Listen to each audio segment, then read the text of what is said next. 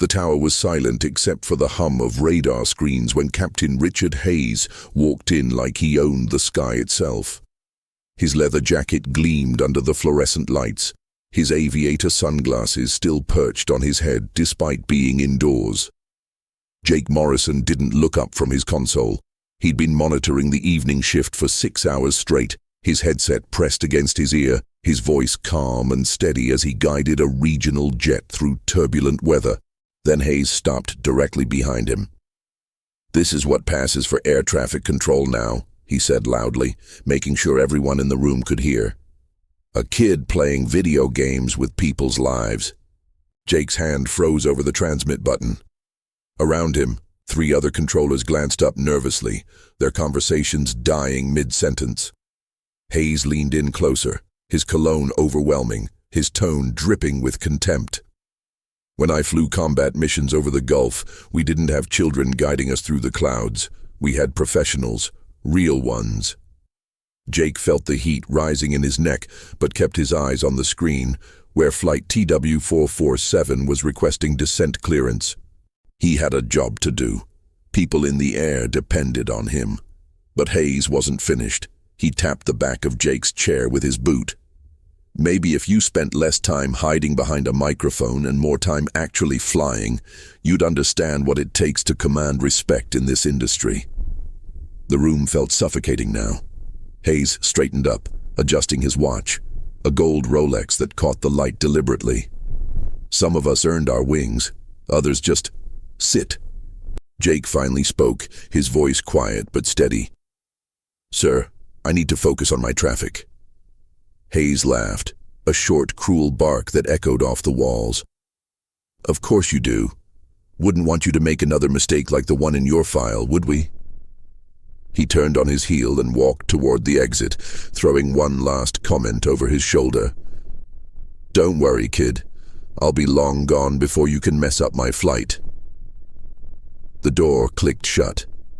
Jake's hands were trembling now, but he pressed the button. 2047, descend and maintain 7,000. Contact approach on 119.3. 1 hour. That's all it would take for Richard Hayes to realize that the kid he'd humiliated was about to become the only person who could save his life. Jake Morrison had been an air traffic controller for 4 years, but tonight felt like his first day all over again.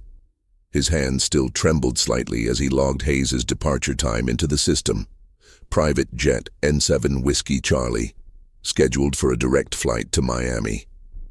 The other controllers had returned to their work, pretending they hadn't witnessed the humiliation. But Jake could feel their sympathy like a weight pressing down on his shoulders. He didn't want their pity. He wanted to prove that Hayes was wrong. The mistake Hayes had referenced wasn't really a mistake at all. It was a split-second decision that had prevented a collision 2 years ago. But the pilot involved had filed a complaint anyway. Jake had been cleared by the review board, his actions deemed not only appropriate but commendable. Yet somehow, in the aviation community's whisper network, the story had morphed into something darker. Hayes had clearly heard the twisted version and believed it without question. That's what hurt the most. Not the insult itself, but the casual cruelty of judging someone based on rumors rather than facts. Jake pulled off his headset and rubbed his eyes. Outside the tower windows, the airport sprawled beneath him like a circuit board of lights, runways cutting through the darkness, taxiways glowing amber, aircraft moving like fireflies in the night. This was his domain. Up here, he wasn't just some kid playing games. He was responsible for hundreds of lives every shift, orchestrating a ballet of metal and fuel and human hope that most people never saw. He was good at his job. Exceptional, even. His supervisors had told him so. But words like that felt hollow now, drowned out by Hayes' laughter still ringing in his ears. The radio crackled. "Tower, this is November 7 Whiskey Charlie, ready for departure on runway 27. Jake's spine straightened. He reached for his headset. It was time to be professional. If this story reminds you that quiet dignity often speaks louder than arrogance, Consider subscribing to join our Kindness Pure family, where we celebrate the unsung heroes who keep us safe. Jake's voice was perfectly controlled as he responded. November 7, Whiskey Charlie Tower, runway 27 cleared for takeoff. Winds 240 at 12, gusts to 18. Contact departure on 124.8.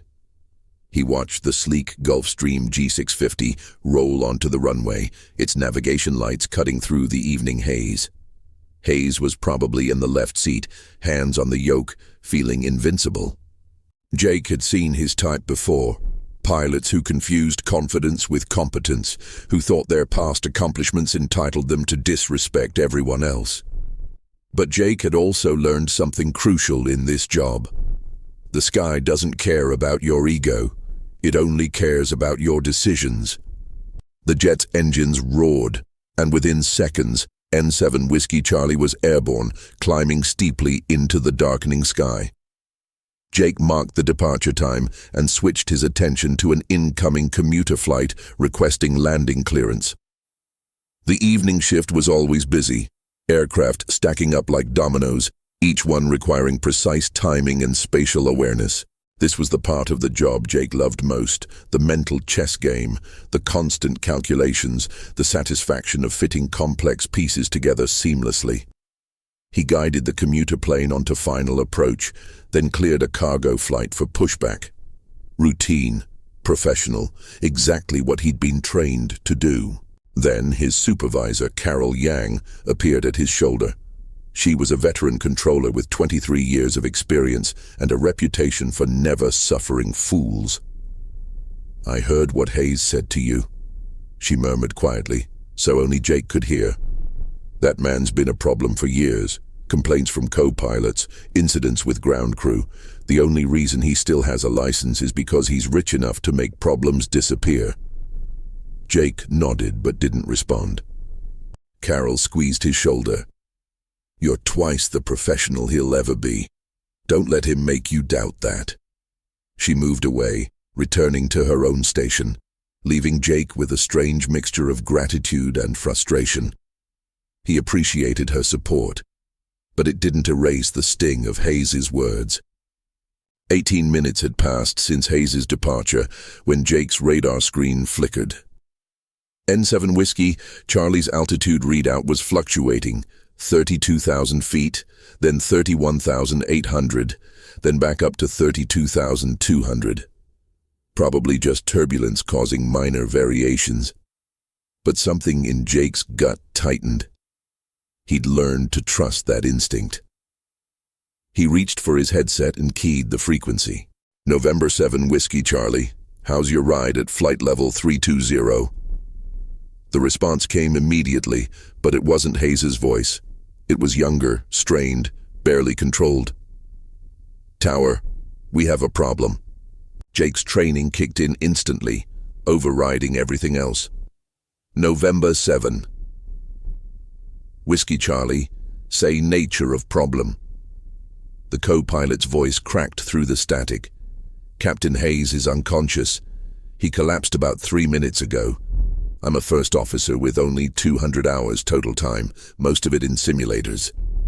I've never landed a jet this size. We're showing engine pressure fluctuations on number 2, and I don't know what I'm doing." Jake's mind raced, but his voice remained steady, the same voice that had guided dozens of emergency situations before. "November 7 Whiskey Charlie, remain calm. I need you to tell me your name." A pause. David Chen." "Okay, David, I'm Jake Morrison and I'm going to help you through this. First, let's assess Captain Hayes. Is he breathing?"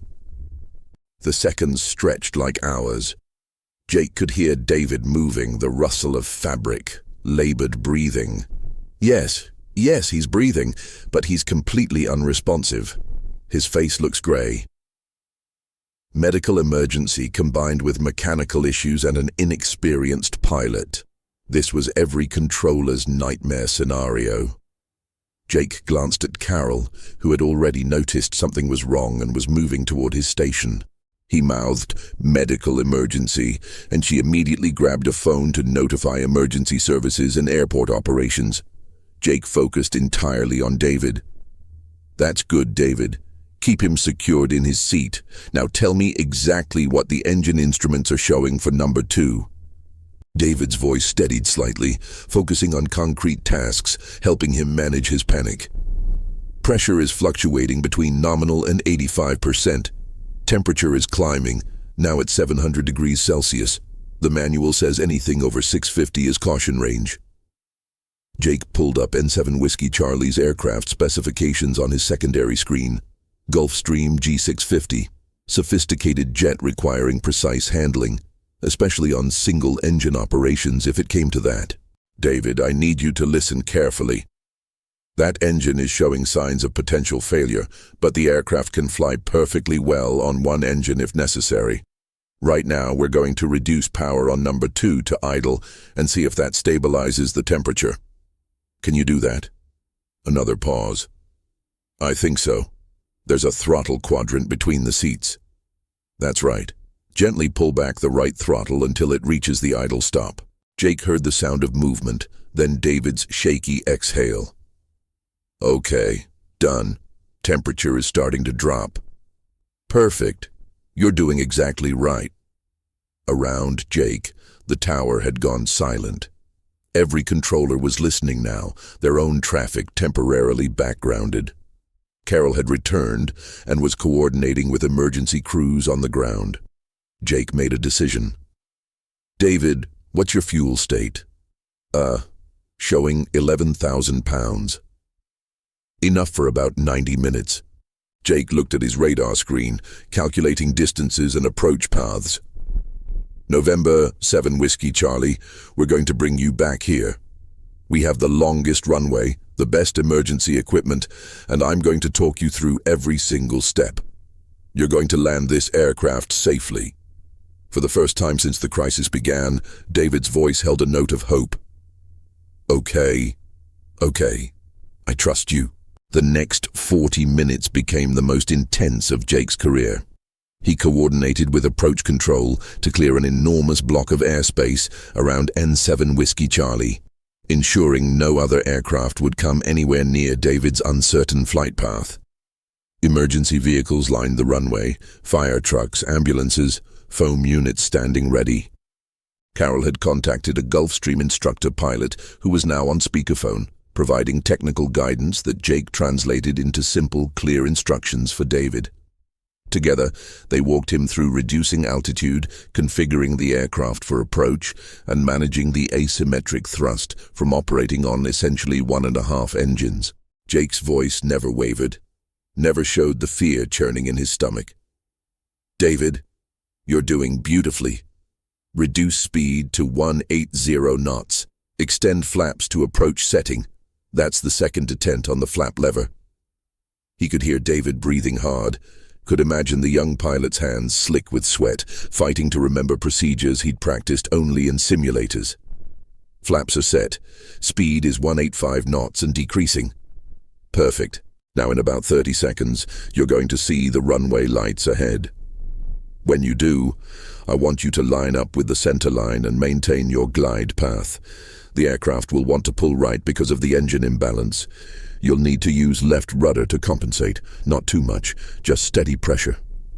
The tower was completely silent now. Jake's colleagues stood frozen at their stations, watching his radar screen like it held the secrets of the universe. On the radio, David's breathing was audible, punctuated by small grunts of effort as he wrestled the large jet into position, then quietly, almost reverently, I see the runway. Jake felt something unlock in his chest. Outstanding, David. You're 3 miles out on glide path on centerline. This is it. Keep doing exactly what you're doing. When you cross the threshold, I want you to gently reduce power to idle on both engines and let the aircraft settle. Don't force it down. Let it fly itself onto the runway. Then apply firm, steady brakes. The final 2 miles took an eternity. Jake talked continuously, his voice a lifeline, pulling David towards safety. 2 miles. You're perfect. 1 mile. Looking beautiful. Half mile. You're going to make it. Through the tower windows, Jake could see the Gulfstream's landing lights now, twin stars descending through the darkness. The jet crossed the runway threshold slightly fast but stable. David flared, a bit abruptly but good enough. The main wheels kissed the concrete with a screech of rubber. The nose wheels settled. Reverse thrust roared, and N7 Whiskey Charlie rolled to a stop halfway down the runway. Safe. Jake closed his eyes.